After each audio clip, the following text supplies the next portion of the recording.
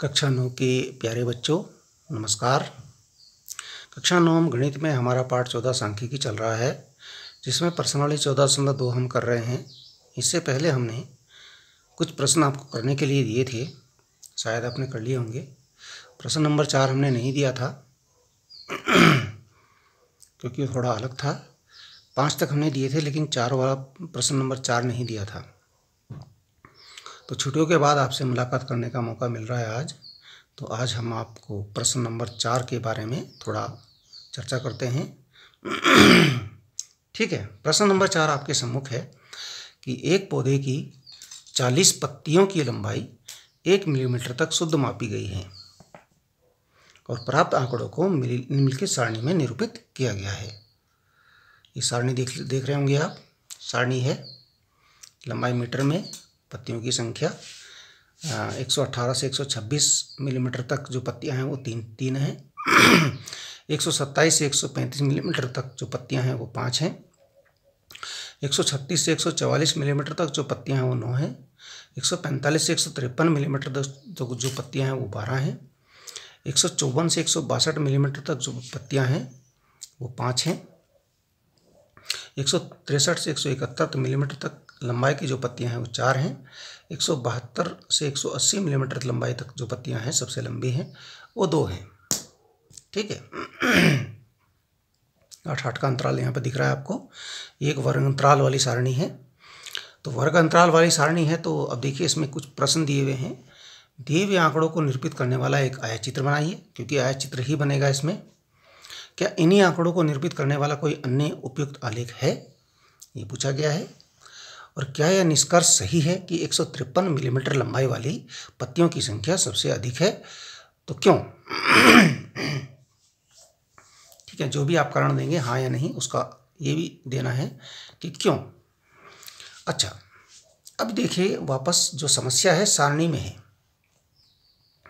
सारणी है लंबाई में, इसमें वर्ग अंतराल जो है, जो हमारा वर्ग अंतराल था पहले 0 से, जैसे 0 से 10 पे ख़त्म होता था, और 10 से ही अगला शुरू 10 से 20 पे ख़त्म हुआ, 20 से अगला शुरू 20 से 30 से 40 से 50, इस प्रकार से था। लेकिन यहाँ पर वर्ग अंतराल जो है 118 से 126 है। फिर जो अगला वर्ग अंतराल है वो 126 ना होकर के 127 है, यानी कि एक का यहाँ ये बिल्कुल सतत नहीं है, लगातार नहीं है। तो इस वर्ग अंतराल को पहले हमें सतत बनाना पड़ेगा, तब हम इसको हल कर सकते हैं। ठीक है, ठीक है, आगे बढ़ते हैं। अब देखिए इसको सतत बनाते हैं। कैसे बनाएंगे वर्ग अंतराल को सतत बनाने पर नई सारणी क्या बनेगी। सतत कैसे बनाएंगे, जैसे हमारा था 117 से 126, कितना था 118 से 126, तो हम यहाँ पर 118 की जगह लिखेंगे 117.5। आधा सेंटीमीटर यहाँ से हमने कम कर दिया, आधा मिलीमीटर कम कर दिया। और इधर था 126, तो 126.5 इधर आधा बढ़ा दिया। एक तरफ आधा कम किया, एक तरफ आधा बढ़ा दिया। ऐसे ही दूसरा, अब 126.5 से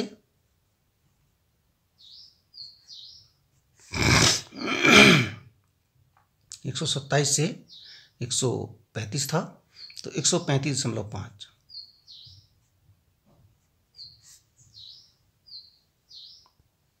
अब 135.5 से आधा आधा हमने बढ़ाना है दोनों तरफ। 144.5, 144.5 से 153.5, 153.5 से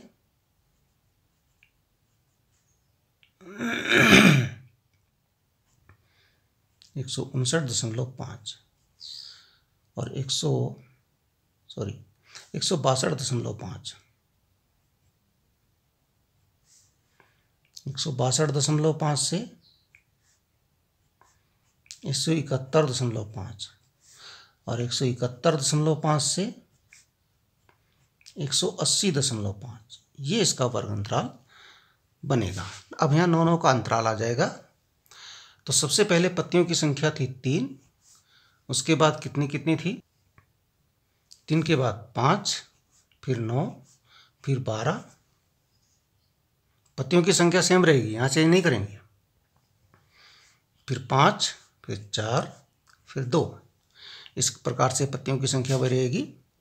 यहाँ पर हमें वर्ग अंतराल में केवल परिवर्तन करना है, वो भी निम्न सीमा में 0.5 बढ़ाना है, उच्च सीमा में भी 0.5 बढ़ाना है। ठीक है, नहीं, निम्न सीमा में 0.5 घटाना है और उच्च सीमा में 0.5 बढ़ाना है। कहने का अर्थ ये है कि निम्न सीमा में 0.5 घटाना है, और मतलब कह लें आधा घटाना है, आधा मिलीमीटर घटाना है, और उच्च सीमा में भी आधा मिलीमीटर बढ़ाना है। ठीक है, ये आपकी नई सारणी बनेगी। अब इसका आयतचित्र बन जाएगा आसानी से। आयतचित्र तभी बनता है जब वो आंकड़े कैसे हों, सतत हों। देखिए आयतचित्र हम बनाएंगे। ये हमने इसका खाका कुछ बना रखा है।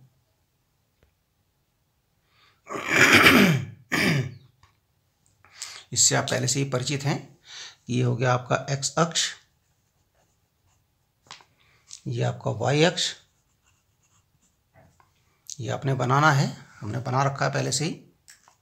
ये देखिए 117.5 से शुरू है, 0 से यहाँ शुरू नहीं है, 0 से ऊपर वाला है, इधर वाला 0 से नहीं है, तो हमने यहाँ पर ये ऐसा जिगजैग बनाया। अब देखिए पहला क्या है, 117.5 से 126.5 में है 3। चेक कर लेते हैं आप। देखिए आप भी सारणी को चेक कर लीजिए। 3 है, 117.5 से 126.5 पर है 3। तो यहाँ 3 देखिए, 3 पर हमें पहुँचाना है। 3 कहाँ पर है, यहाँ स्केल रखिए। 3 देखिए, 3 कहाँ पर है। स्केल सीधा नहीं है, सीधा कर लीजिए। और सीधा है, लग रहा है कि सीधा है। ये 3 है, ये हमने लिखा ये, और बस ये बन गया आपका।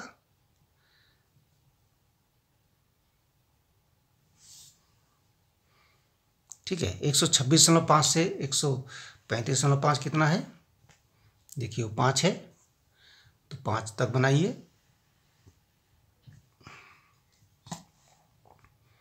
5 यहाँ पर है।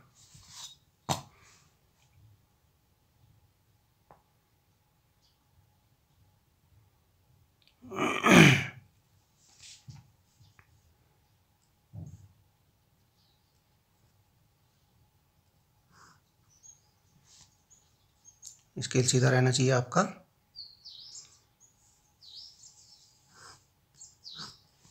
आपको याद आ रहा होगा कैसे हम आयतचित्र बनाते हैं।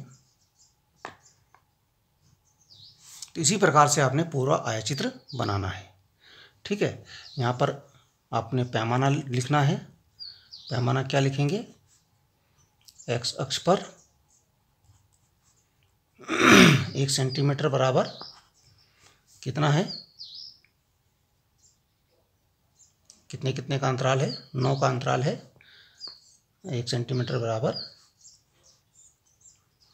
9 मिलीमीटर। 1 सेंटीमीटर बराबर 9 मिलीमीटर। और वाई अक्ष पर क्या है, यहाँ हमने 1 सेंटीमीटर बराबर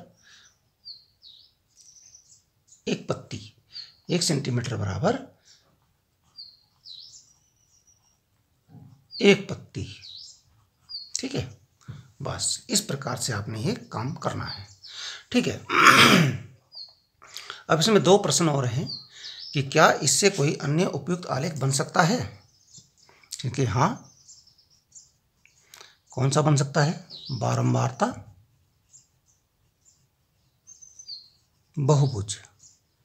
बारंबारता बहुभुज, जहाँ आयतचित्र बन गया तो बारंबारता बहुभुज भी बन जाएगा, बहुभुज बन सकता है। इसका उत्तर होगा हाँ, बारंबारता बहुभुज बन सकता है। वो आप बना सकते हैं, बनाना चाहें तो बारंबारता बहुभुज भी बना लेंगे। इसके बाद इसमें एक प्रश्न आपका था, क्या यह निष्कर्ष सही है कि 153 मिलीमीटर लंबाई वाली पत्तियों की संख्या सबसे अधिक है और क्यों। ठीक है ना। अब देखिए सबसे अधिक पत्तियों की संख्या कहाँ पर है, 12 है। सबसे अधिक पत्तियों की संख्या 12 है, जो है 144.5 से 153.5 सेंटीमीटर तक की पत्तियां हैं, वो सबसे अधिक हैं 12। तो सबसे अधिक 12 तो है, लेकिन वो 153 नहीं है केवल, वो 144.5 से 153.5 है।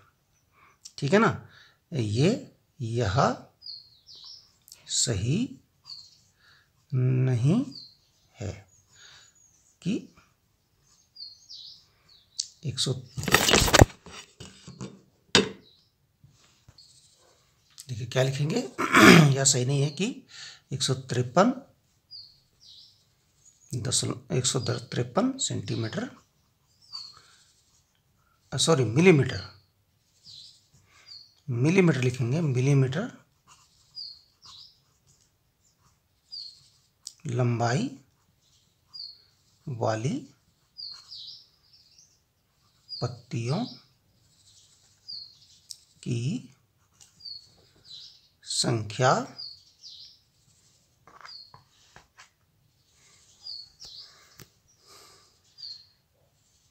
सबसे अधिक है, क्योंकि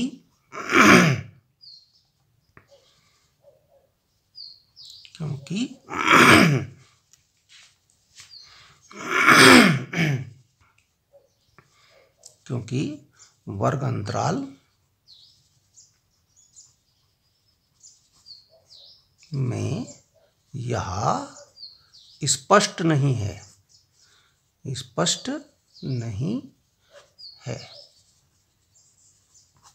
वर्ग अंतराल में यह स्पष्ट नहीं है। वर्ग अंतराल में क्या है, 144.5 से 153.5 तक की पत्तियां सबसे अधिक हैं, लेकिन यह स्पष्ट नहीं है कि केवल 153 मिलीमीटर लंबाई वाली सबसे अधिक है। ठीक है, इतना काम आप कीजिए। धन्यवाद।